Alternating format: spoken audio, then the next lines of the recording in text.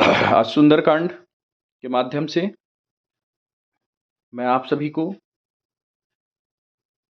हनुमान जी की जो महारत थी रामचरितमानस का, यह कांड सुंदरकांड के नाम से इसलिए जाना जाता है क्योंकि इसमें हनुमान जी एक वानर होकर बड़े सुंदर तरीके से हर कार्य को किए हैं।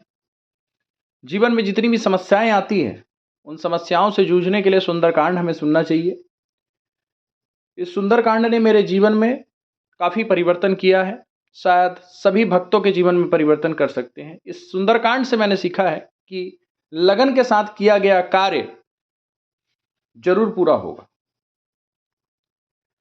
एक चौपाई सुंदरकांड में है लगन, जो कि विद्यार्थियों के काम आती है। मंदिर मंदिर प्रतिकर शोधा देखे जैते अग्नित जोधा गए दशानन मंदिर माही अति विचित्र कहीं जात सुनाई शयन किया देखा कपितेही मंदिर महु न दीख बेदई भवन एक पुनीक सुनावा हरि बिंदरता भिन्न बनावा। अगर आपने पूरे लगन के साथ अगर कोई कार्य को करने की सोच ली है, आपने अपने एग्जाम को क्रैक करने की सोच लिया है, आप उसके लिए प्लानिंग कर रहे हो, आप उसके लिए टाइम टेबल बनाए हो, आप उसके लिए डिटरमाइंड हो कि मुझे ये चैप्टर आज खत्म करना है तो करना ही है। जैसे हनुमान जी को सीता मैया की खोज करनी है तो घूमते घूमते घूमते घूमते उन्होंने खोज कर ही ली, तो आप भी अपने उद्देश्य को पा ही जाओगे।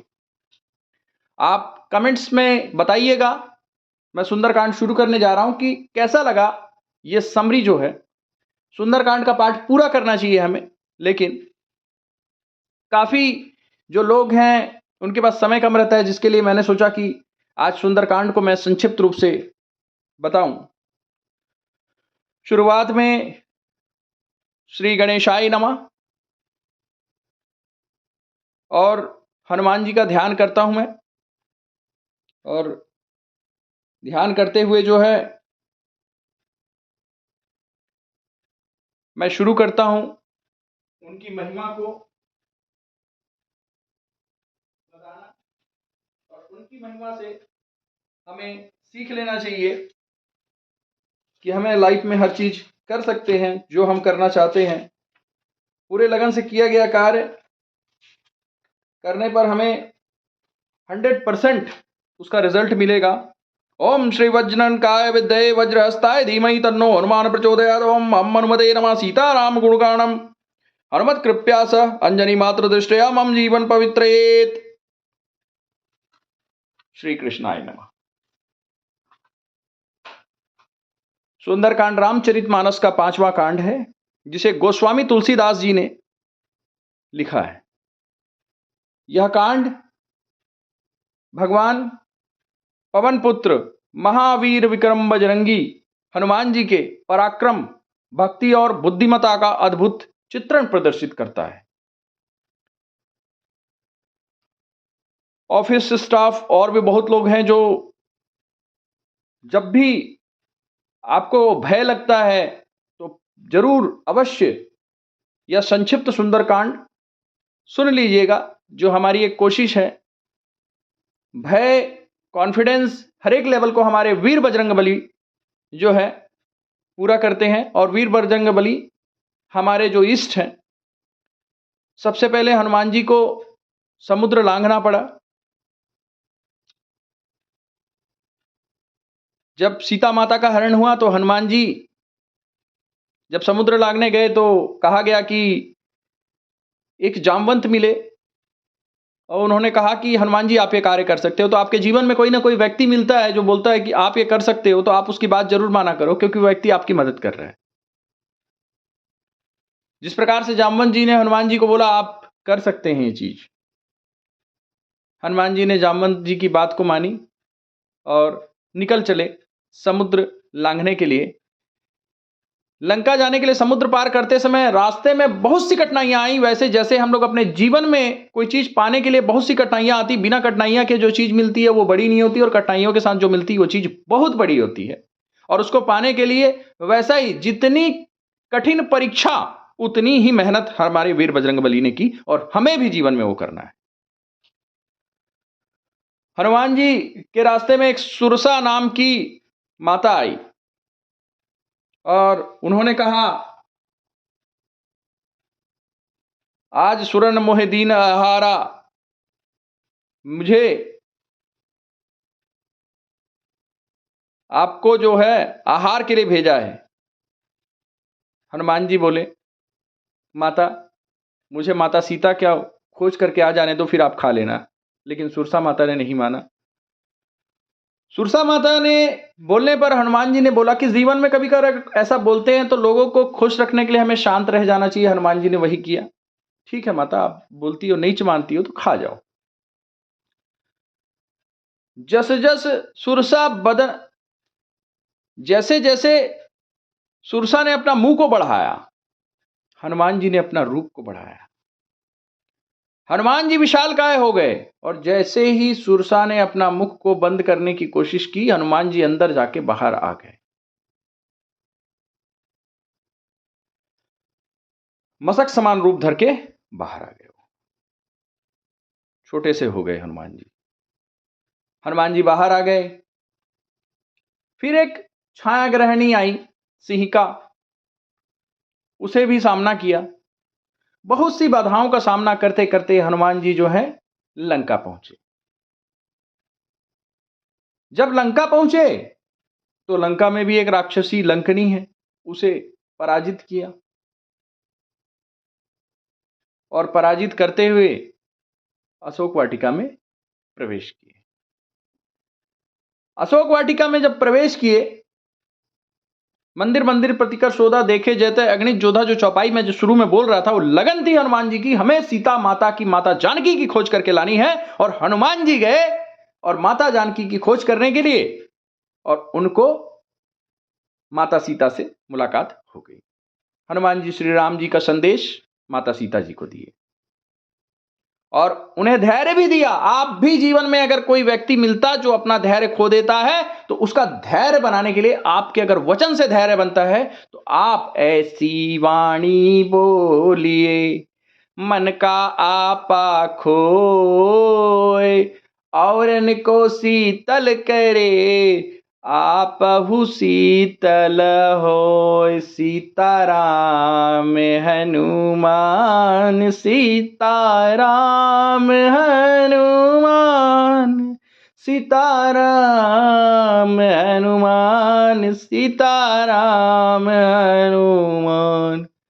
अब तो कृपा करो राम, अब तो दया करो राम, गुरु शरण मिलो, हरि शरण मिलो, मेरी डूबती नैया पार करो। सीताराम हनुमान, सीताराम हनुमान, सीताराम हनुमान, सीताराम हनुमान। अब तो दया करो राम, अब तो कृपा करो हनुमान, अब तो दया करो राम, अब तो कृपा करो हनुमान। सीताराम हनुमान, सीताराम हनुमान। माता सीता का धैर्य बनाते हुए, माता आप बिल्कुल चिंतित ना हो। हनुमान जी ने जो है माता सीता को बताया कि राम जी ने मुझे भेजा है, आप चिंता मत करिएगा, आपको राम जी ले जाएंगे। माता सीता हनुमान जी के वचन से संतुष्ट हुई और एक हलवा बना के दिया और हलवा खाई। हनुमान जी ने खाया। हनुमान जी ने बोला, आज्ञा दीजिए कि मैं थोड़े कुछ फल खाना चाहता हूँ। माता सीता ने कहा, यहाँ पर काफ़ी दुष्ट दानव रहते हैं। माता, उसकी आप चिंता मत करो। आप हनुमान जी की चरित्र को देखिए कि एक वन में भी जाते हैं, वहां पर भी माता जानकी को अपनी मां मानकर उससे आदेश मांगते हैं कि माता, मैं क्या ये फल खा सकता हूं।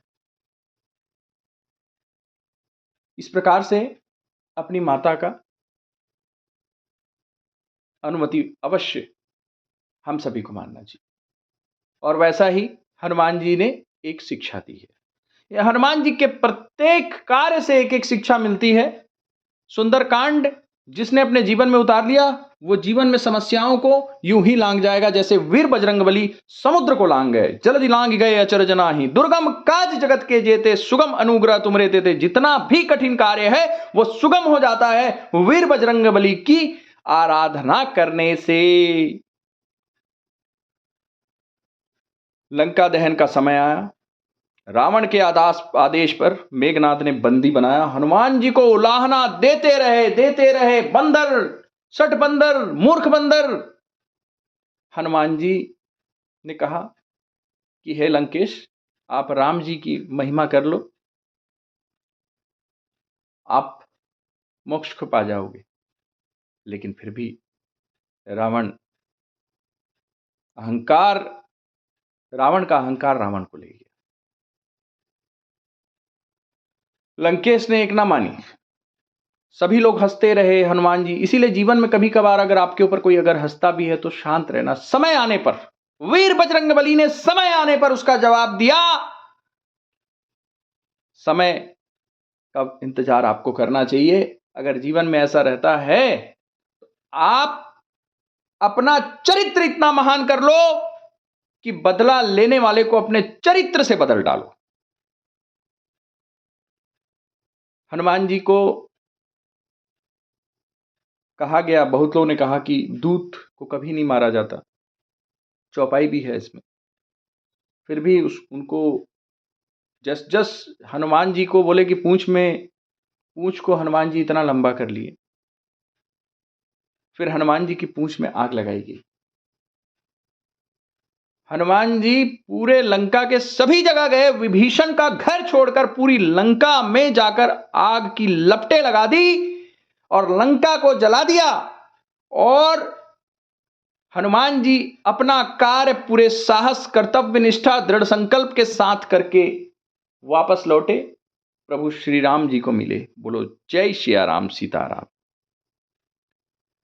वहां पर जब मिले तो श्री राम जी को आकर सारी बातें बताई कि हमने माता सीता को बोल दिया है कि प्रभु आएंगे, राम आएंगे आएंगे राम आएंगे, मेरी झोपड़ी के भाग खुल जाएंगे, राम आएंगे तो अंगना सजाऊंगी, राम आएंगे तो अंगना सजाऊंगी। माता सीता के लिए समर्पित है गाना। सुंदरकांड से हमें यह सीख मिलती है कि श्रद्धा, भक्ति और आत्मविश्वास से के साथ किया गया कार्य असंभव को भी संभव बना देता है। इसीलिए जीवन में जितनी भी समस्याएं आ जाए, ये जीवन जब तक रहेगा, जीवन एक झूला है। समस्या आती है, समस्या जाती है, सुख आता है, दुख जाता है, दुख आता है, सुख जाता है। इस झूले में झूलते ही रहना है। जिस दिन ये झूला शांत हो गया तो हम लोग कहां चले जाते हैं? हमारा मोक्ष होता है, तभी ये झूला शांत होता है, वरना ये झूला शांत नहीं होगा। जब तक जिंदगी है इस झूले में झूलना पड़ेगा। कभी दुख आएगा तो कभी सुख आएगा। बस इस सत्य को जो नहीं मानेगा वो हमेशा परेशान हो जाएगा। सत्य परेशान हो सकता है, पराजित नहीं हो सकता। कई बार बोलते हैं कि गलत करने वाला भी तो अच्छे से रह रहा है। ऐसा नहीं होता है। अगर गलत करने वाला अच्छे से रहता, कौरव 100 थे, एक नहीं बचे, पांडव 5 थे, एक नहीं मरे। आप महाभारत से भी सीख सकते हो। तो यहां पर मेरा सुंदरकांड जो है समाप्त होता है। और इस सुंदरकांड से यही सीख मिलती है हमको कि यदि हमारे पास डिटर्मिनेशन है, Sundarkand symbolise strength, faith and devotion. If we do the work with full determination, so definitely we can achieve anything in our life. Sundarkand teaches us that with courage and wavering belief and work, any challenge can be overcome. Definitely we will reach our destination. No one can stop us. पूरे तन मन धन से किया गया कार्य हमें वैसा ही परिणाम देता है। आपके जीवन में जो भी हो रहा वो अच्छा है, जो हुआ वो भी अच्छा है, जो होगा वो भी अच्छा है, क्योंकि जो भी होगा वो गोविंद की इच्छा से होगा और गोविंद ने ही आपको भेजा है। दिया गोविंद का, लिया गोविंद का, आपका है क्या? आप निश्चिंत हो जाएं और इस पूरे सुंदरकांड में किसी प्रकार की अगर आपको लगता है कि आपके जीवन से रिलेट होता है तो बिल्कुल मैं डिस्क्लेमर इन्वॉल्व करता हूं। इस वीडियो का उद्देश्य केवल परेशान लोगों को चित्त शांत करने के लिए है और मैंने सोचा कि यह एक पुनीत कार्य मुझे करना चाहिए, जिसके लिए आप प्रत्येक मंगलवार और शनिवार को यह वीडियो सुन सकते हैं।